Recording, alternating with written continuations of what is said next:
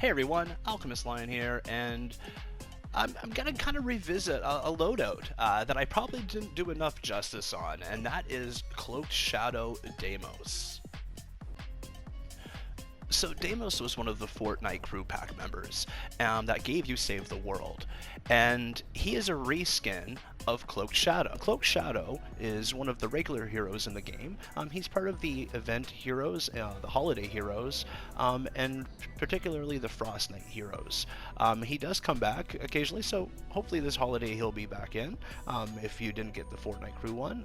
But again, you can unslot or recruit him.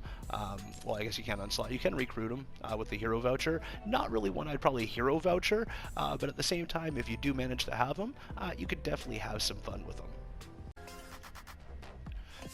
So with Cloaked Shadow and Deimos, what really attracted me to this hero was it looked really closely to kind of like a Swamp Knight type ability, where again you're more powerful than just a standard I have a stronger sword. It's a cool looking ability. Shadow Stance itself is kind of a cool ability on its own, but you add that corrupted aura, that spinning black swirl, and it just kind of has a cool vibe to it.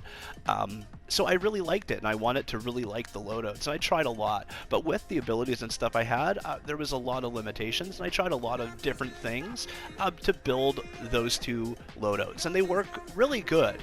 However, there's a Team Perk that really makes this sing, and that is Endless Shadow. Endless Shadow comes from Bladestorm Enforcer. He's in the spy group, and he's one of those heroes that I just didn't have access to, or I didn't get with one of my vouchers in the past. So I got him this time around, and that's how I got the Team Perk, Endless Shadow. So what does Endless Shadow do? Well, for each ninja you have that's leveled up to 3 stars or more, it increases your Shadow Stance duration by 4 seconds. So let's take a look and see what Shadow Stance is. So if you look down at the class perks, you have your Mount to Sleep, and then you have Shadow Stance. And this is a trait to all ninjas. After eliminating an enemy with a melee weapon, you enter Shadow Stance for 4 seconds. So remember, it's adding 4 seconds for every ninja on top that you have in your loadout. So you can get 24 seconds of Shadow Stance doing this. Shadow Stance increases armor by 6, so that means you're more durable, less likely to fall, and your movement speed is increased by 15%.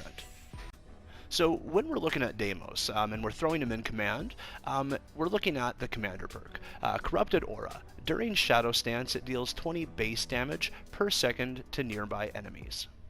Now you'll notice in this loadout I have 5 ninjas in support. That means I'm getting the max benefit of this. That's 20 extra seconds on top of the 4, so 24 seconds. Almost half a minute for any husk I eliminate, I turn into this basically killer shadow.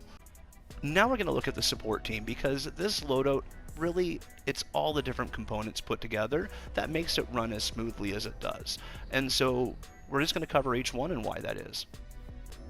So the first hero in this loadout is Varsity Hiro, and his standard perk is Fumble, and that's eliminate enemies have a 7% chance to fumble a football. When you pick up the football, you get Rocking Rift, so your damage is increased and your melee attack speed is increased. And that's on top of what you're already getting from Shadow Stance. So you're kind of getting this full-on boost once you start picking up the footballs. The next one we're going to take a look at is Sauron Claws, and this is Paleo Luna. And in standard, it's Sauron Claws. She adds 3% of your current health to melee weapon damage. Now, I know some people are like, but there's Swordmaster Ken. He does 25% extra damage, which is a lot of bonus damage in comparison to some of the other heroes that add damage to weapons. 25% is a lot. Why wouldn't you use that if you're always in Shadow Stance? Well, 25% sword damage is actually pretty small when you look at what damage swords actually do in comparison to Paleo Luna. Stormblade, for example. Which is the weapon I'll be using for this loadout later. As deadly as it is, it's doing 18,900 damage. That's only 4,725 extra damage you're getting by putting Ken in place. Take a look at my health and you'll see that I have 323,187 health. So even at 3%, even with Paleo Luna in support, you are getting minimum 9 to almost 10,000 extra damage on top of your sword for every swing. And that's just why Paleo Luna is the best melee hero, is just she is so much more powered than any of the other heroes. You're getting way bigger boost to your damage numbers because of the way that she works.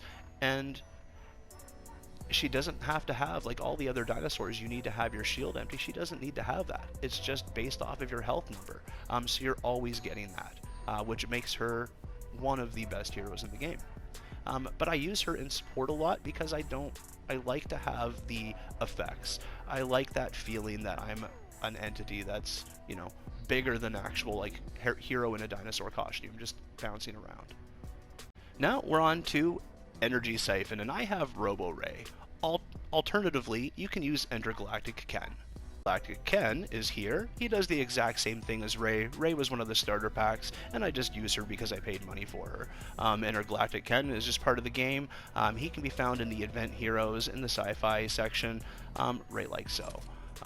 You can recruit him for training manuals. I highly recommend it if you don't have him. He is definitely worth the flux and manuals to have in your inventory.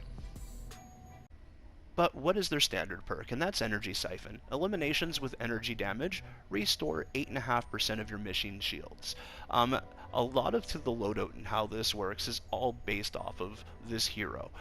Because the weapon I'm using, that Stormblade, it's energy. I've set it to energy. So anytime I'm eliminating anything with it, I'm getting shields back. Then we have Burger Buff. And I'm using Burger Buff for the heals. For two reasons. One, for Endless Shadow, the extra 4 seconds, but also it is one of the best heals in the game. I think it's getting a little more recognition now than it used to, but at the same time, it is one of those underutilized ones, but the heals in this are insane. The standard perk, eliminations have an 8% chance to drop a burger. Burgers grant 53 base health and 5 energy every second for 3 seconds.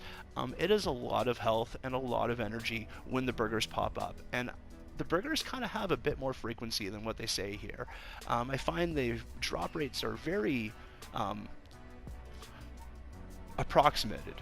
And you actually get quite a bit of burgers. Same as the football, same as anything that drops. It's very, like, it varies. I find sometimes you can go through a spell where, like, 30 seconds you don't get anything, but then, like, 5 kills in a row, you end up getting, like, a drop. So it just, you take it as it is, but it is one of the great ones, and because I'm in the crowd and I'm hitting things, I'm picking up things all the time without even really intending to. So between that and the footballs, I'm always on the lookout for things falling on the ground to pick up, but it doesn't hinder the gameplay at all. If anything, because of Endless Shadow and me walking through and everything dying as I'm walking through it, it's kind of fun. And lastly, as a kind of an FU to the husks, we have Dragon Daze, and this hero I think doesn't get enough recognition for what she does. As a standard perk, and that's kind of where I use her in, when your shield depletes, it knocks back and stuns the enemy for a second. So when you think about it, I have my shield constantly being replenished, and if I'm in a bunch of husks, my shield is always being deplenished at the same time. So I'm constantly losing my shield, and it gives that shockwave where it knocks everything back for a second. My Shadow stance, the Endless Shadow with the Corrupted Aura, I'm constantly hurting husks every second that goes on, so it gives me an extra chance to get a hit in, get some more energy, and repeat that cycle again. And it's kind of a fun way to keep husks at bay and at the same time eliminate even the harder husks with the weapon that I'm using. And that's basically the loadout. All off with this weapon, and it's the Stormblade, and this is what I'm using. So you'll notice I have movement speed, attack speed, I have the crit up, and the reason for that is because of the 6th perk, and this is why this sword is so deadly. I was using the Elegant Scythe because it has this 6th perk on it, and Mitch even did one of his 60-second shorts on it because it's just so deadly. But what makes the Stormblade good is the fact that it has this, and it has a fast attack speed, so you can pull off the critical explosions very frequently, just causing chaos. And the fact that it's energy is healing my loadout with how deadly this sword is. I'm pretty sure Beast did a video on it recently. It's an amazing weapon, and people are just really have recently really discovered it and have been playing with it. And if you haven't yet, definitely do it. It's worthwhile. If you get one that happens to not have the critical hits, you can use a core reperk. It is one of the ones I would recommend using a core reperk on, but at the same time, you can kind of try to research it and get a new 6 perk, and eventually one will kind of auto spawn. You don't have to use a core reperk to find a critical hits Stormblade. This is just what I like to do. There's no builds involved. It's just fighting, lots of husks, so you can kind of see what the characters are made out of. So yeah, this is what we're doing today. What this can do. Really, it all starts with the activation of the Shadow Stance, and then from there, swinging the sword and getting killed. The Nurse Husks, I kind of want to always go over there just because she does kind of negate the Cloaked Shadow, the Corrupted Aura. She's kind of healing them. But once they're gone, it's pretty clear, easy clearing. And even with this sword, you'll notice like they just blow up. And then they die. Lower levels, you just run through them. You hit one husk and you literally just walk through them and they die. Survivor in the storm, I don't know. But the Corrupted Aura helps in this situation simply because the aura is going around. The only thing against me right now is the blaster here. That and the bees and the storm. Yeah, that's not gonna work. Oh, maybe it is.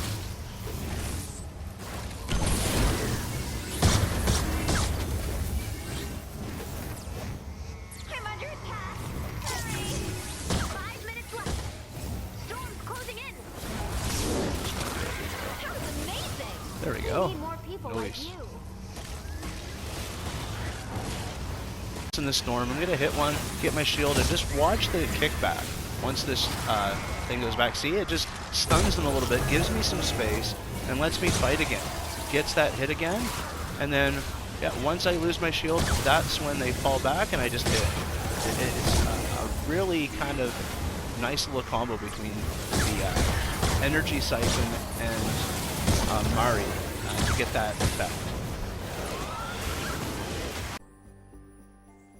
But to actually be so bold to say that this loadout is better than Paleo Luna, like, how dare I? But let's put them together and see. This is my Paleo Luna build that I use.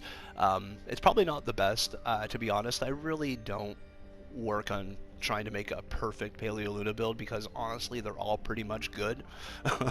I found it's pretty hard to make a bad Paleo Luna build. This is just how I have her set up, simply for comparison to the other loadout. You have Sauron Hide, Sauron focused with Blast from the Past. That just helps keep things going. Then I put Fumble, Corrosive Strikes, Burger Buff. You don't have to do Blast from the Past. I will sometimes alternate to a TRO, a Totally Rockin' Out build.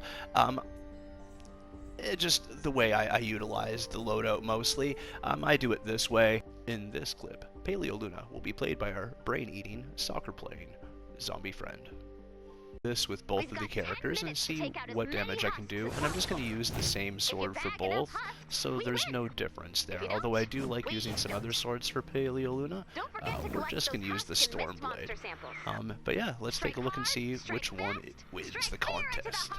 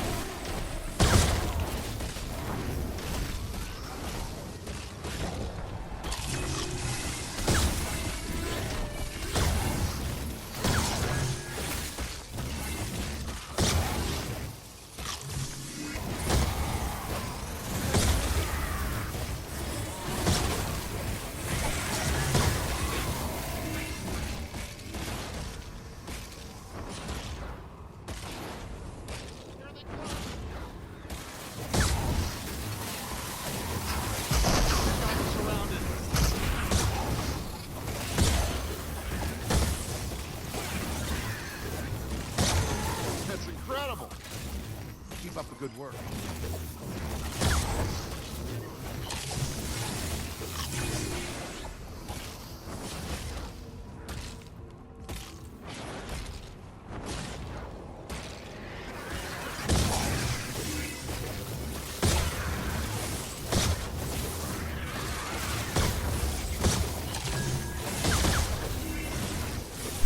Alright, and we're wrapping it up, and we got just over the 500 there. We're at 509, and let's see, 510? 510. And then some.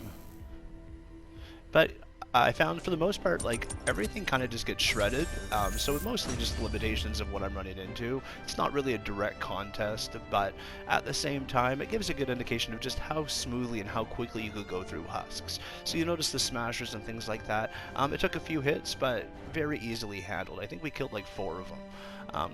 So it's Paleo Luna, like I said, is one of those most deadliest loadouts in the game, purely for what she does to a melee weapon. It's funny, I pit this loadout against Paleo Luna, kind of unfairly because Paleo Luna is in support in this loadout, but she is one of the best melee heroes. It just, I think, there's more to just throwing her in command with a lot of the heroes that we have available to us. As I said, even 3% is more than 25% extra damage when it comes to a lot of the melee weapons that we're using when they're 130 and legendary perked. And in this corner we have Deimos, or Cloaked Shadow, being played by the fashionably stylish Black Knight here with the red war paint, because why not? Last time, I'm just going to try to run into as many battles as I can. I mean, obviously, sometimes just the randomness will, you know, push one to one side, or sometimes it will push to the favor of the other, just the random spawns, but at the same time, we should get a good idea just seeing how quickly they disappear. Now, I did start like 40 or 20 seconds late last time, so I'm kind of doing the same thing. I don't want to give any unfair advantages here. And it was right around this time that I started.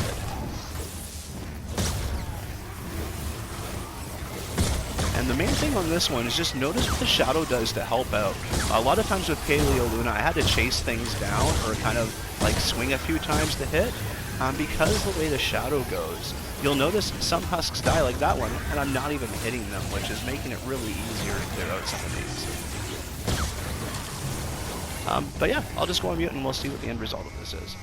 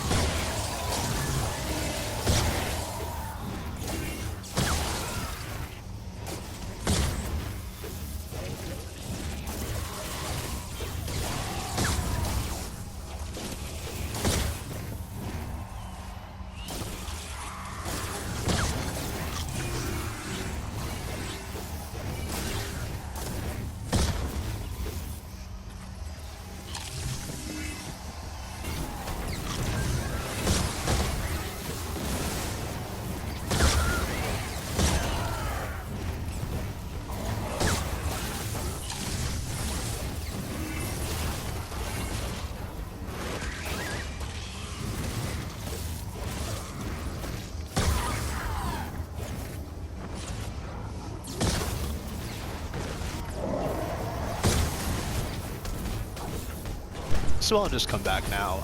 There's 2 minutes left, and we've basically already hit the number.